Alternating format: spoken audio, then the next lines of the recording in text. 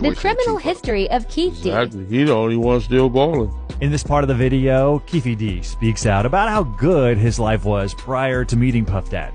Let us, in this video, talk about the story of this gangster who is currently under arrest and who calls the killing of Tupac the biggest case in the history of Las Vegas. So what they got you for, man? Biggest case in Las Vegas history. As Keefy D said in his book, he admittedly lived most of his life as a gangster, a real gangster that did all the shit that real gangsters do. He had risen the ranks to become a major shot caller for the notorious Southside Compton Crips. He was running a multi-million-dollar nationwide drug empire. He was acquainted with Eazy-E, and he had a lifelong friendship with Suge Knight, who now says, "Free Keefy D." I wouldn't go, I wouldn't testify. Free Keefy D. They played Pop Warner football together for the Greater Compton Colts and the Compton Wolves back when they were 11 and 12 years old.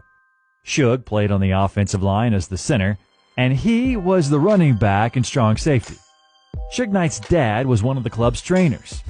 Suge's family owned a diesel truck company, so they were living that middle-class lifestyle, driving nice vans and Cadillacs.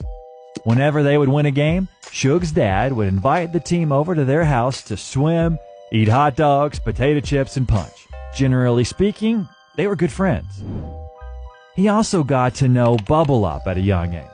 Just so you can understand the relevance, this is the same guy who, in 1996, was driving that white Cadillac from which shots were fired at Tupac.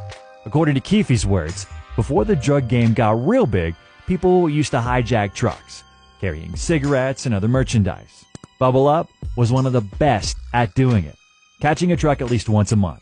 He had a Mexican fence out in Santa Fe Springs that used to give him $180,000 per truck. At the time, Bubble Up was one of the richest guys in Compton.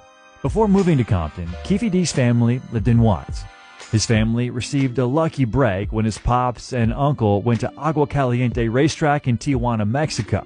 They picked 6 consecutive winning horses, and Keefy's dad won $50,000 that day, which would be the equivalent of winning $1 million in today's time.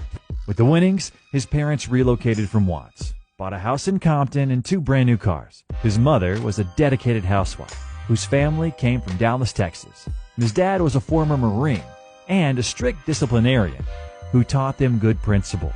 His father's family is originally from Homestead, Virginia. There were 12 children in the family, 6 boys and 6 girls. In 1980, his mom passed away from colorectal cancer. He inherited this disease later in life, which almost killed him in 2014. 2 of his brothers also passed away. His oldest brother died from leukemia, and the second died in a shooting in Compton. He became part of the Crips gang at the age of 9. One day, he was playing dice when his dad pulled up and asked him what he's doing, to which he responded, "Nothing, just playing dice." The response he got in return was, "Not no more. Bring your ass on and get in this car. I don't want you out there. You understand me? I don't give you money to do it like that." His dad hadn't yet understood at the time that Keefy was already a member of the gang. Once, while playing dice when he was in 8th grade, one of the players thought that he was cheating. Keefy pulled out a .25 caliber pistol.